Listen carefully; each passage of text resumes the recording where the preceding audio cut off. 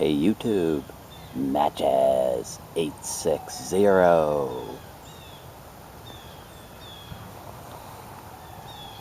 My Friday Savinelli with W.O. Larson's 32 flake.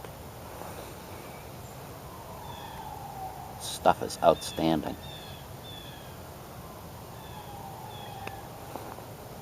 Doing a video response today to Jay. Talking about slowing down, and it's something that I can really relate to. I think there's a time in everybody's life when, for whatever reason, health issues or age or both, you find out that your body can no longer keep up with your mind.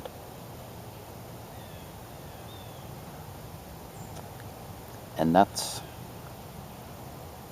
even more of a problem if you've got a mind that races all the time,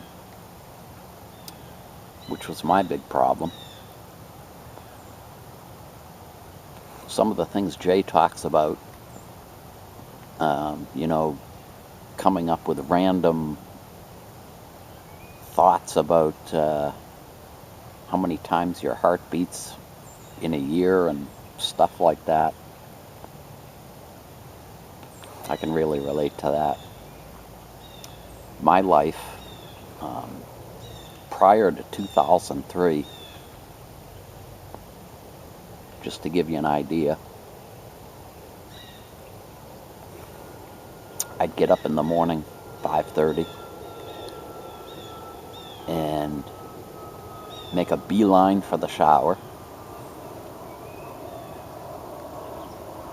And my mind was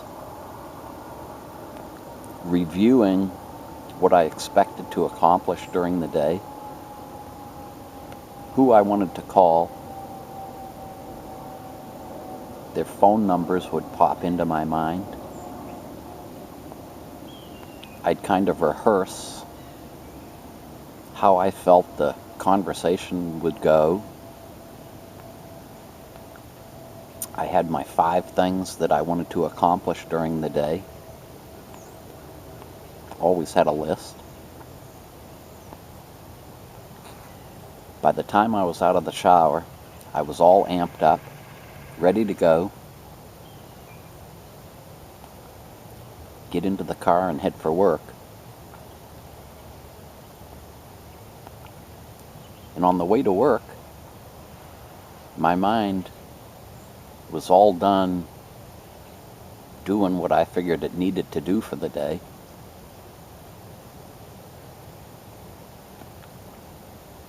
My body was all ready to go. I think if I could have washed my windows while I was driving, I'd do that. So, on the way to work, I'd have these crazy, my mind would be doing this crazy stuff. See a green car driving by, make me wonder how many different shades of green cars there are on the road. How many different green cars GM makes. Does Nissan use the same paint that GM makes? I wonder how many people have only bought green cars. And so this would go on for my 40 minutes to work, except it would be a different subject every 5 minutes.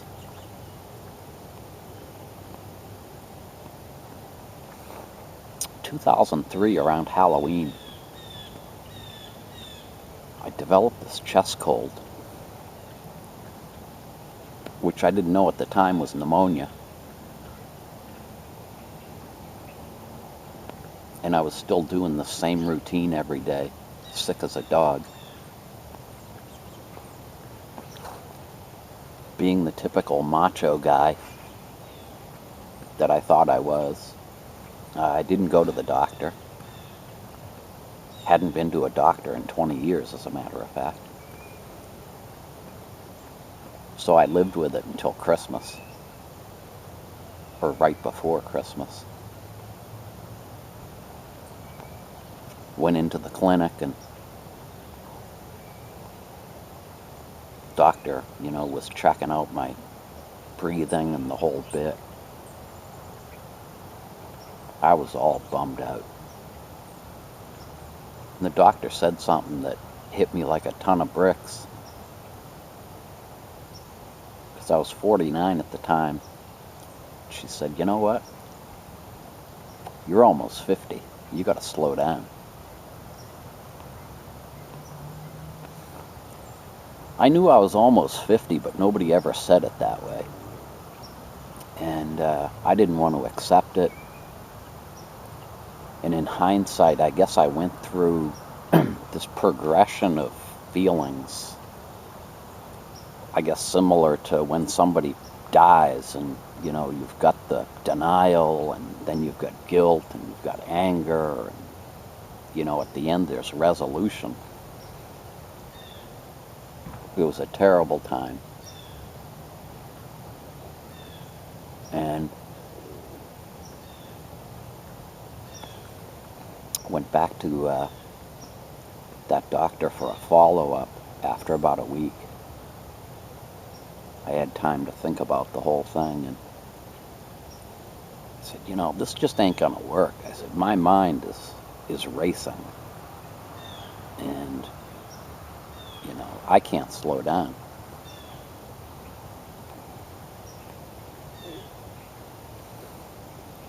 So, because I had depression over the whole thing, the doctor suggested trying Wellbutrin.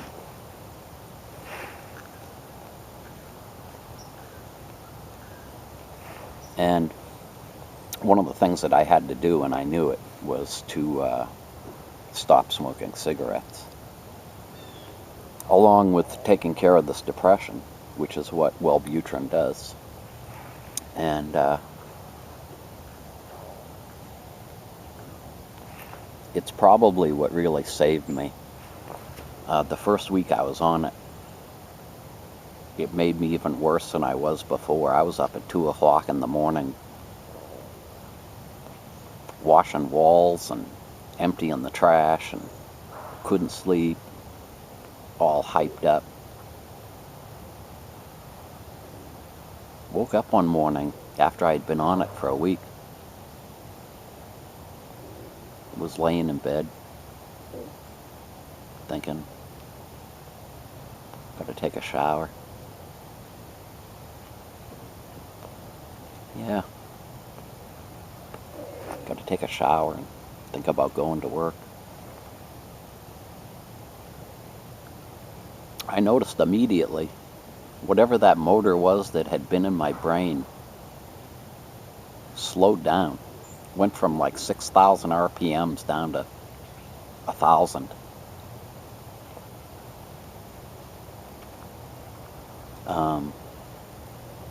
I was noticing things as I was getting ready for work. I was paying more attention to what I was doing and not thinking all the time. I guess in a word, I was focused instead of, all of these thoughts about things that I had to do on 25 different subjects.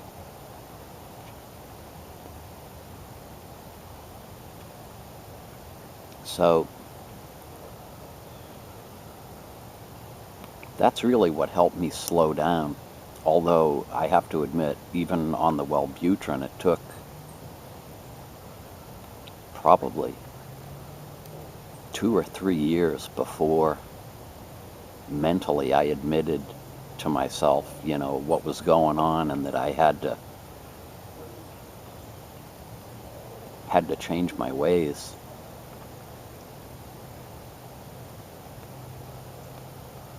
And when I look back on it, was really the greatest thing that could have happened to me. But I know, as Jay mentioned, like I had had a side job for years, a couple of side jobs, and would take on side jobs when people asked me to do things. And I found it really difficult to say to them, listen, you know, I've done my 8 hours at work, and I'm just not up to doing extra projects like I used to. Once I became comfortable with that, and after I had told a few people that, it got to be a lot easier to say no. And got easier to say no without regretting it or feeling guilty.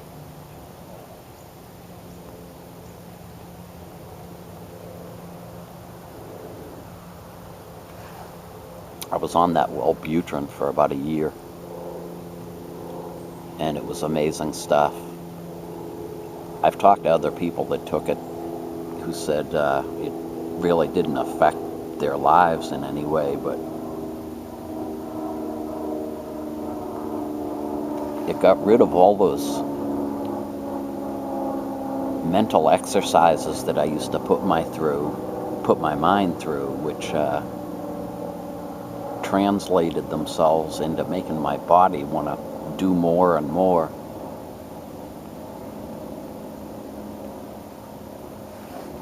Had I not taken that, and I often wonder this, how I would have slowed myself down.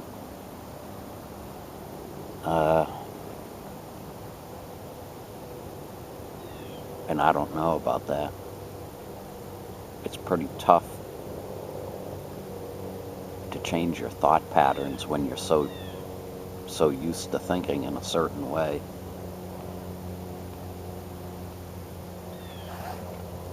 But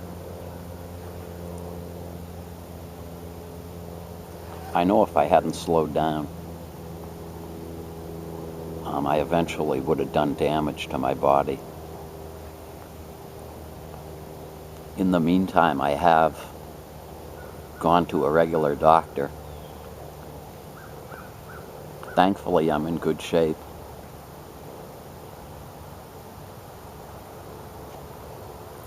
And as I've said before 2003, there was no way I could sit in front of a camera this long. I'd be picking up sticks in the yard and thinking about what I needed to do to the house and driving myself crazy.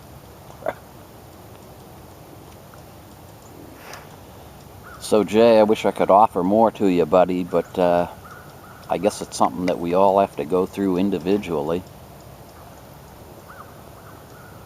Wish you the best of luck doing it. It's an interesting journey, and when you get through the denial and the anger and feeling bummed out about not doing what you used to be able to do, life is good. So that's it for me. Thanks an awful lot for watching. We'll catch you again.